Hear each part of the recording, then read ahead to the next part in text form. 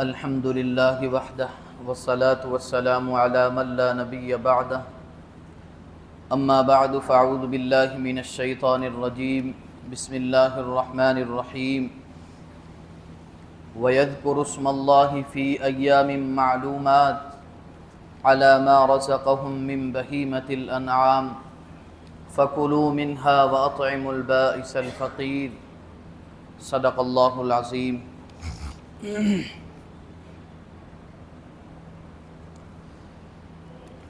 گزشتہ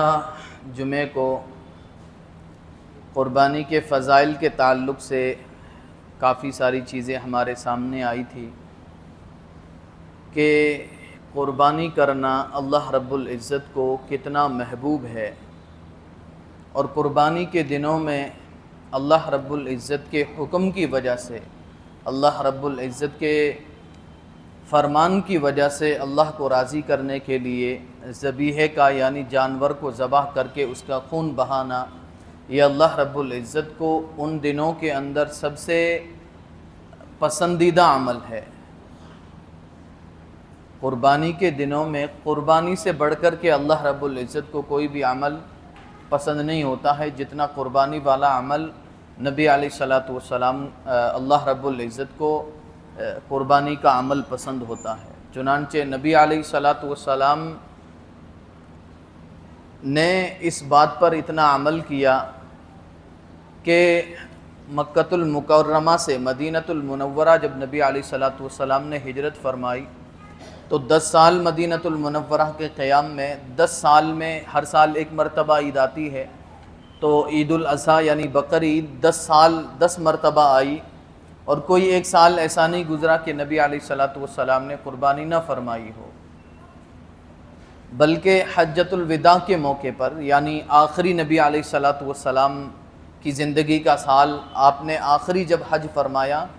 تو اس وقت نبی علیہ الصلوۃ والسلام نے 100 اونٹ قربان کیے، 100 اونٹ قربان کیے، ان میں سے قریباً 63 اونٹ خود نبی علیہ الصلوۃ والسلام نے اپنے مبارک ہاتھوں سے ذبح فرمائے، اور باقی 27 اونٹ حضرت علی رضی اللہ تعالیٰ عنہ داماد رسول صلی اللہ علیہ وسلم، حضرت علی المرتضیٰ رضی اللہ تعالیٰ عنہ کو نبی علیہ الصلوۃ والسلام نے حکم فرمایا کہ باقی اونٹ آپ ذبح کریں۔ تو قربانی کا عمل قربانی کے دنوں میں اللہ رب العزت کو اتنا محبوب تھا، اسی وجہ سے نبی علیہ الصلوۃ والسلام ہر سال قربانی کیا کرتے تھے، اور اپنی زندگی کے آخری سال میں حجۃ الوداع یعنی حج کے موقع پر آپ نے 100 اونٹوں کو نحر فرمایا، ذبح فرمایا۔ بہرحال گزشتہ جمعے کو یہ باتیں قربانی کی فضیلت کے تعلق سے ہمارے سامنے آئی تھی، آج ہمیں قربانی کے مسائل سمجھنے کی ضرورت ہے۔ سب سے پہلے تو قربانی کا حکم کیا ہے؟ قربانی کا حکم یعنی قربانی سنت ہے، فرض ہے، واجب ہے، جیسے ہر عمل کا حکم ہوتا ہے، کچھ عمل فرض ہوتے ہیں، روزہ نماز فرض ہے، کچھ اعمال مستحب ہوتے ہیں، صدقہ خیرات، زکوٰۃ کے علاوہ، زکوٰۃ تو فرض ہے، اس کے علاوہ صدقہ نکالنا مستحب عمل ہے، تہجد پڑھنا مستحب عمل ہے۔ تو قربانی کا حکم کیا ہے؟ امام ابو حنیفہ رحمۃ اللہ علیہ اور ایک روایت کے مطابق امام احمد ابن حنبل رحمۃ اللہ علیہ کے نزدیک قربانی کرنا، قربانی کے دنوں میں جانور ذبح کرنا، جانور کو قربان کرنا واجب ہے، اور ان 2 حضرات کے علاوہ بقیہ ائمہ اور بہت سارے علماء کرام کی رائے یہ ہے، وہ فرماتے ہیں کہ قربانی کرنا سنت مؤکدہ ہے، عظیم سنت ہے۔ جو سنت فرماتے ہیں وہ بھی فرماتے ہیں کہ لیکن بغیر عذر کے مسلمان کے لیے قربانی ترک کر دینا، قربانی چھوڑ دینا اور قربانی والا عمل نہ کرنا، یہ بہت زیادہ مکروہ عمل ہے۔ لیکن احناف کے نزدیک تو قربانی کا حکم وجوب کا ہے، یعنی اگر قربانی نہیں کریں گے تو پھر گنہگار ہوں گے۔ دونوں فریقین کے یہاں یعنی امام اعظم ابو حنیفہ رحمۃ اللہ علیہ کے پاس بھی قرآن اور حدیث کی روشنی میں دلائل ہیں، اور بقیہ ائمہ جو وجوب کے قائل نہیں ہیں، جو یہ کہتے ہیں کہ قربانی واجب نہیں ہے، ان کے پاس بھی دلائل ہے۔ امام ابو حنیفہ رحمۃ اللہ علیہ کی ایک دلیل قرآن کریم کی آیت ہے، سورۃ انا اعطیناک الکوثر فصل لربک وانحر۔ وانحر کے معنی نحر کرنا، قربانی کرنا، ذبح کرنا۔ نہر اونٹ کو ذبح نہیں کیا جاتا ہے، اونٹ کا نہر کیا جاتا ہے، یعنی ایک چھید اس کے گلے میں لگا کر کے اس کا خون سارا بہا دیا جاتا ہے، اور اونٹ کے علاوہ جو جانور ہیں، بھینس، بکری، دمبے وغیرہ، ان کو ذبح کرنے کا حکم ہے۔ تو ونحر کے معنی قربانی کرنا ہے۔ تو اس آیت کا ترجمہ ہے فصلی لربک، کہ آپ نماز پڑھیے اپنے رب کے لیے، ونحر، اور قربانی کیجئے۔ تو امام صاحب فرماتے کہ ونحر، آپ قربانی کیجئے، یہ حکم دیا جا رہا ہے کہ قربانی کیجئے۔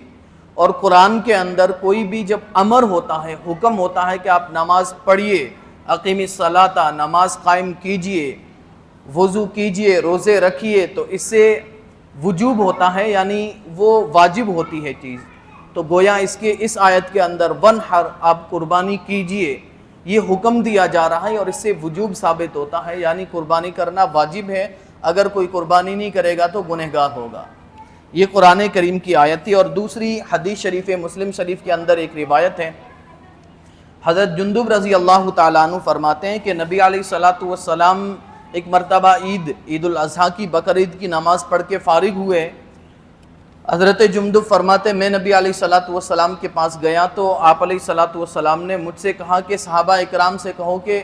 اگر کسی نے عید کی نماز سے پہلے قربانی کر دی ہے تو انہیں کہہ دو کہ وہ عید کی نماز کے بعد اب نماز ہو گئی ہے، واپس دوبارہ قربانی کرو۔ جو عید کی نماز سے پہلے قربانی ہوئی ہے اس قربانی کا کوئی اعتبار نہیں ہے۔ بہرحال ایک تو یہ مسئلہ سمجھنے کی ضرورت ہے کہ عید کے نماز سے پہلے شہر کے لوگوں کے لیے قربانی کرنا درست نہیں ہے، یعنی جہاں عید کی نماز ہوتی ہے، شہر میں رہنے والے لوگ ہیں، ان لوگوں کے لیے عید کی نماز سے پہلے قربانی کرنا درست نہیں ہوتا ہے۔ کوئی گاؤں اور دیہات کا رہنے والا ہے جہاں شرعی طور پر جمعے کی نماز اور عید کی نماز نہیں ہوتی ہے، ان کے لیے عید کی نماز سے پہلے بھی قربانی کرنا درست ہے۔ بہرحال چونکہ نبی علیہ الصلوۃ والسلام مدینۃ المنورہ میں موجود تھے، جہاں عید کی نماز اس وقت نبی علیہ الصلوۃ والسلام کی امامت میں ہوا کرتی تھی، تو چونکہ ان لوگوں کے لیے عید کی نماز سے پہلے قربانی کرنا درست نہیں تھا، اس وجہ سے آپ علیہ الصلوۃ والسلام نے انہیں دوبارہ قربانی کرنے کا حکم فرمایا۔ امام صاحب یہ فرماتے ہیں کہ اگر قربانی واجب نہ ہوتی تو پھر نبی علیہ الصلوۃ والسلام ان کو دوبارہ قربانی کرنے کا حکم نہیں فرماتے۔ اوپر سے نکل رہی ہے لگ رہا ہے۔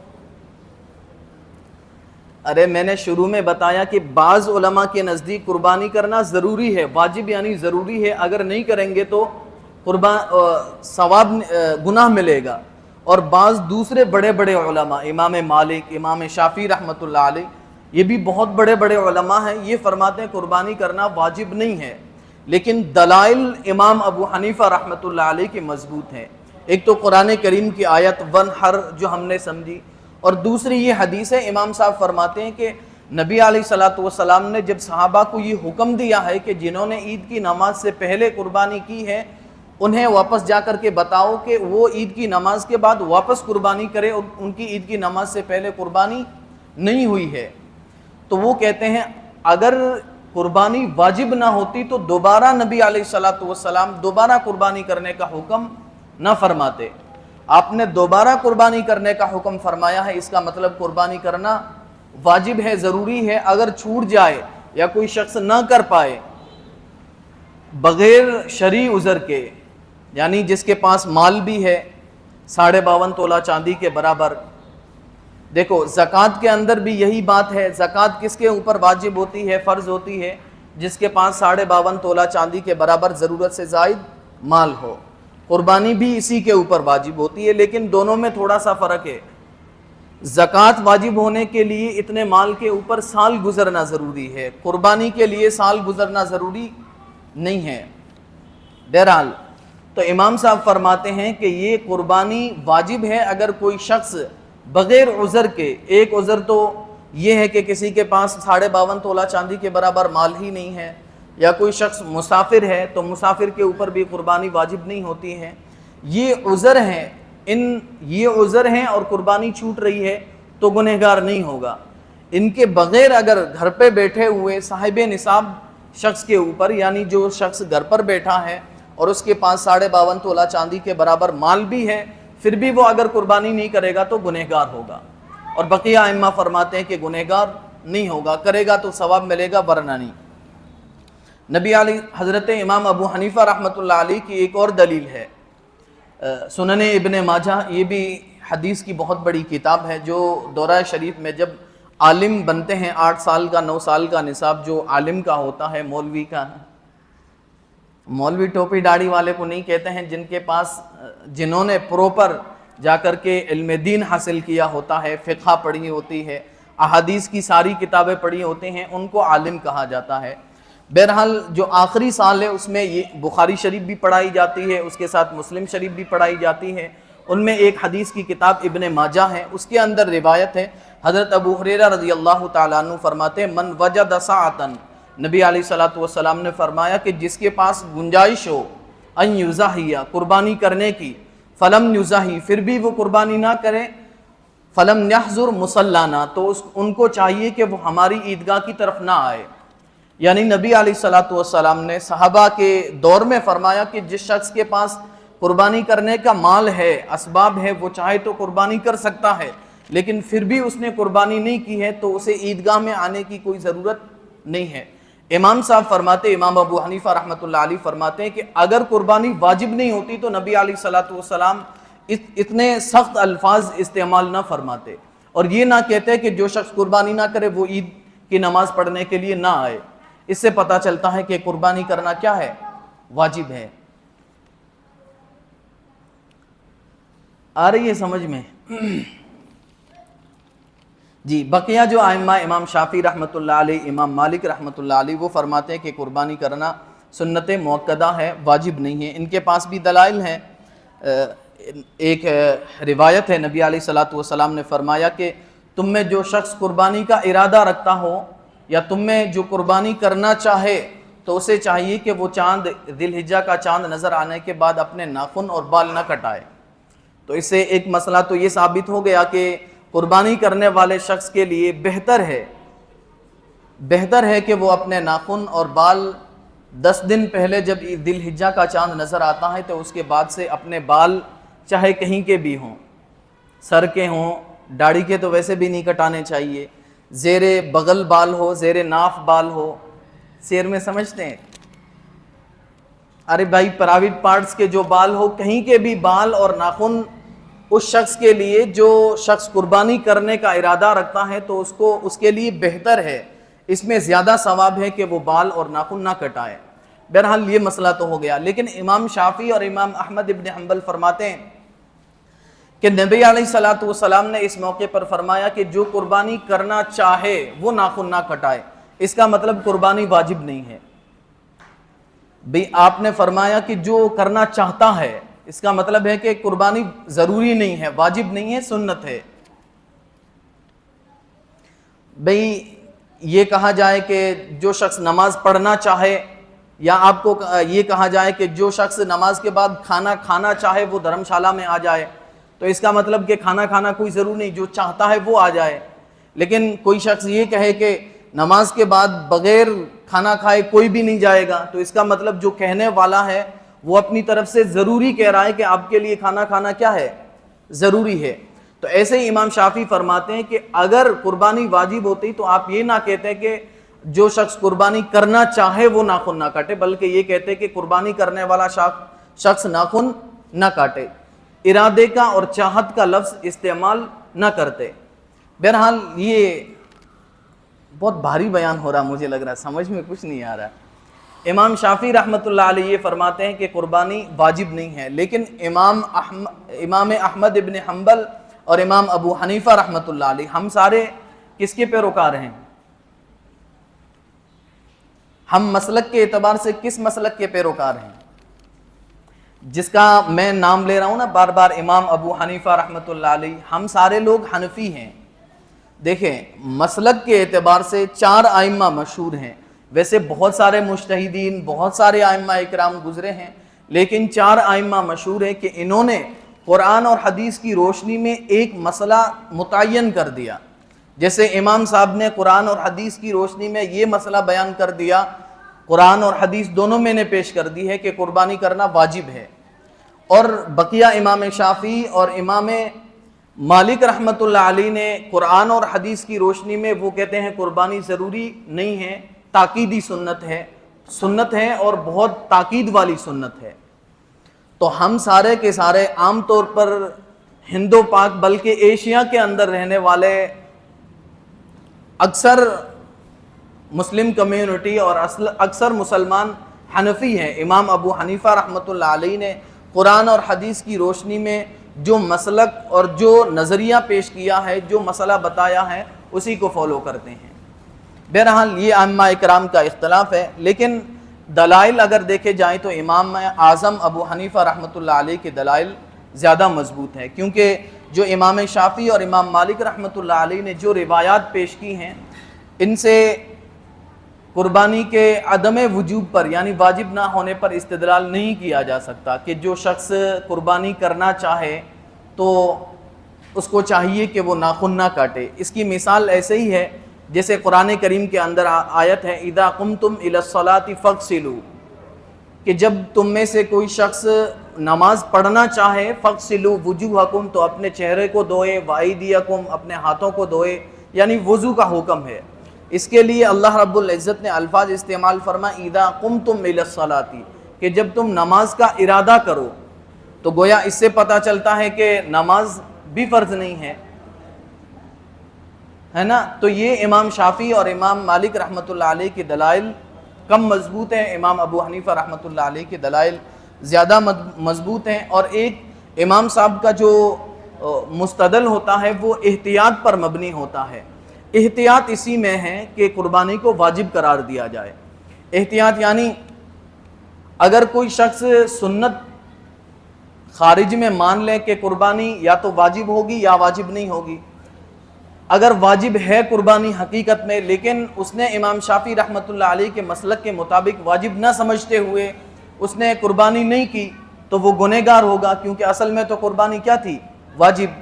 لیکن قربانی اصل میں مان لیتے ہیں کہ واجب نہیں ہے، امام شافعی کا مسلک صحیح ہے، لیکن امام ابو حنیفہ رحمۃ اللہ علیہ کے قول کے مطابق کوئی شخص قربانی کر لیتا ہے تو گنہگار نہیں ہوگا۔ یعنی واجب کہنے کے اندر تو گنہگاری کا کوئی سوال پیدا نہیں ہوتا ہے، لیکن عدم وجوب کہہ کر کے اگر کوئی چھوڑ رہا ہے اور خارج میں اگر واقعی واجب ہے قربانی کرنا تو پھر وہ شخص گنہگار ہوگا۔ بڑا بھاری لگ رہا ہے مجھے۔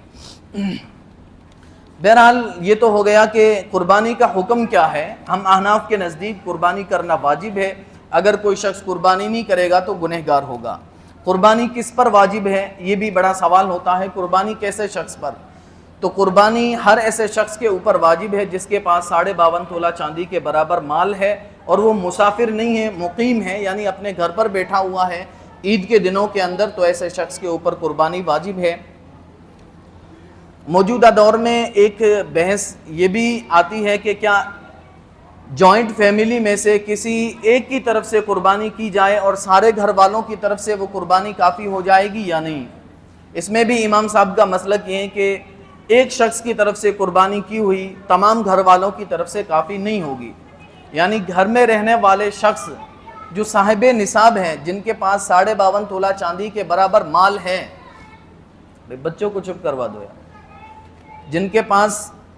والد ہیں ان کے پاس 52.5 تولہ چاندی کے برابر الگ مال ہے، ان کے ساتھ بیٹا رہتا ہے، بیٹے کی ملکیت میں الگ مال ہے 52.5 تولہ چاندی کے برابر، بہو کے پاس بیٹی کے پاس الگ ہیں، تو سب کے اوپر الگ الگ قربانی واجب ہوگی، ایک قربانی کافی نہیں ہوگی۔ ہاں اگر کہیں ایسا ہے کہ والد کے علاوہ باپ کے علاوہ باقی گھر کے لوگوں کے پاس 52.5 تولہ چاندی کے برابر مال ہی نہیں ہے تو پھر صرف ایک شخص کے اوپر قربانی واجب ہوگی، اس کے علاوہ دوسرے لوگوں پر قربانی واجب نہیں ہوگی۔ لیکن ضرورت سے زائد اگر ایک ساتھ رہنے والے لوگوں کے پاس بھی الگ الگ طور پر سب کے پاس 52.5 تولہ چاندی کے برابر مال ہے تو پھر سب کے اوپر الگ الگ قربانی واجب ہوگی۔ اس پر بھی بہت سارے دلائل موجود ہیں، وقت نہیں ہے کہ وہ دلائل پیش کیے جائیں۔ اس میں بھی ائمہ کا اختلاف ہے، یہ بات ضرور یاد رکھیں، لیکن امام صاحب رحمۃ اللہ علیہ کے نزدیک ہر شخص کے اوپر جو بھی 52.5 تولہ چاندی کے مال کے برابر کا مالک ہے، ایسے شخص کے اوپر قربانی واجب ہے۔ قربانی کس طرح کے جانوروں کی جاتی ہے؟ 3 طرح کی جانوروں کی قربانی کی جاتی ہے: اونٹ، بھینس اور بکری اور دمبا۔ اونٹ کے اندر اور بھینس کے اندر 7 لوگ شریک ہو سکتے ہیں، یعنی 7 لوگوں کی طرف سے قربانی ہو سکتی ہے۔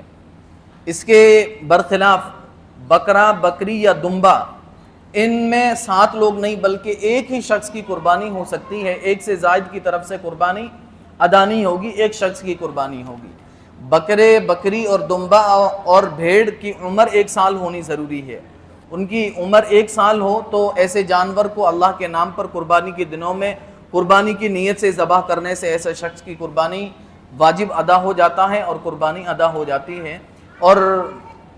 بھینس اور ان کی عمر 2 سال ہے،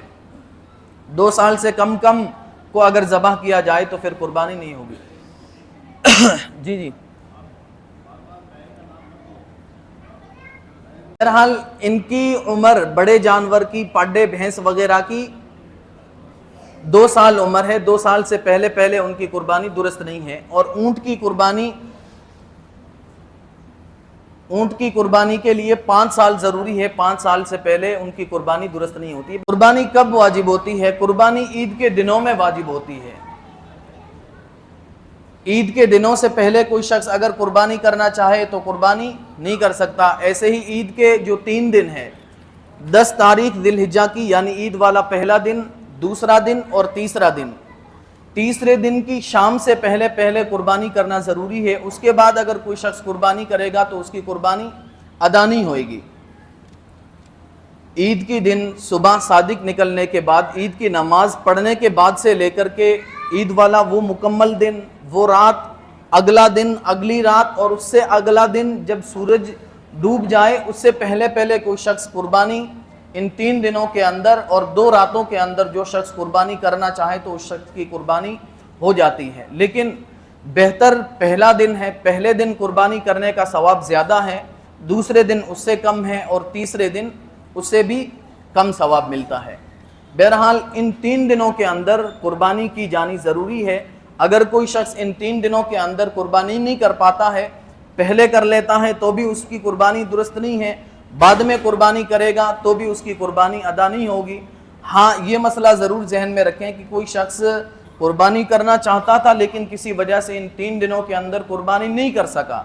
ہاسپٹل میں کوئی ضروری کام تھا، پولیس میں کوئی کام تھا، قربانی نہیں کر سکا ان 3 دنوں کے اندر، تو پھر اس شخص کو چاہیے کہ ایک مکمل پورا زندہ جانور کسی فقیر کو دے دیا جائے تو یہ قربانی کی قضا کہلائے گی۔ پھر قربانی کا جب دن نکل چکے ہیں تو جانور ذبح کرنا اب اس کا کوئی فائدہ نہیں ہے، اب زندہ جانور صدقہ کرنے کا حکم ہے۔ کب؟ قربانی کے جب 3 دن جب نکل چکے ہوں۔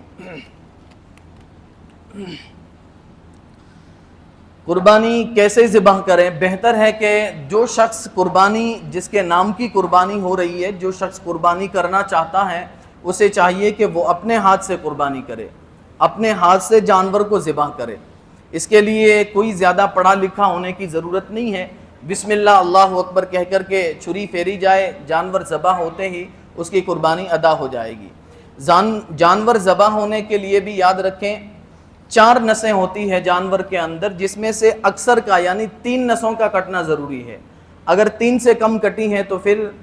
جانور ذبح نہیں ہوگا، حلال بھی نہیں ہوگا۔ ایک جو رگ ہے، ایک جو نس اور رگ ہے، ایک سانس کی ہے،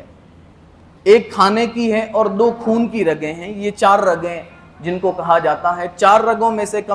چاروں کا کٹنا ضروری ہے، لیکن کم سے کم 3 رگیں حلال ہونے کے لیے کٹنا ضروری ہے۔ عام طور پر کٹ ہی جاتی ہے، تو بہتر تو یہ ہے کہ مولوی صاحب کو بلانے کی ضرورت نہیں ہے، نہ امام صاحب سے 200 روپے دے کر کے پھر قربانی کریں تو زیادہ ثواب ملے گا، ایسا بھی کچھ نہیں ہے۔ جس شخص کا جانور ہے وہ خود اپنے ہاتھ سے ذبح کرے تو اس کا ثواب زیادہ ملتا ہے، یہ بہتر ہے۔ کم از کم یہ نہیں کر سکتا تو پھر جس شخص کے جانور جس کے نام کا ذبح کیا جا رہا ہے، ذبح کے وقت وہ شخص پاس میں کھڑا ہو، کم سے کم یہ کر لینا چاہیے کہ ذبح ہوتے وقت وہ مالک ہے جس کی طرف سے قربانی کی جا رہی ہے وہ دور نہ ہو، وہ پاس میں ہو۔ بہرحال ان 3 رگوں کے کٹنے سے قربانی ادا ہو جاتی ہے اور ذبح مکمل ہو جاتا ہے۔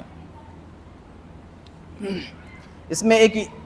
جیسے عام طور پر اپنے یہاں کسائیوں کو بلایا جاتا ہے، جو کسائی ذبح کرنے والا ہوتا ہے، تو شروع میں امام صاحب سے ہلکی سی چھری پھروائی اور اس کے بعد وہ کسائی آ کر کے چھری پکڑ لیتا ہے، تو پھر دونوں کا بسم اللہ اللہ اکبر کہنا ضروری ہے، دونوں کا، کسائی کا بھی اور امام صاحب یا جس نے بھی پہلے قربانی کی ہے اس کا، اور بعد میں جس نے ہاتھ لگایا ہے ذبح کرنے کے لیے، دونوں کا بسم اللہ اللہ اکبر تکبیر کہنا یعنی بسم اللہ اللہ اکبر کہنا ضروری ہے۔ پھر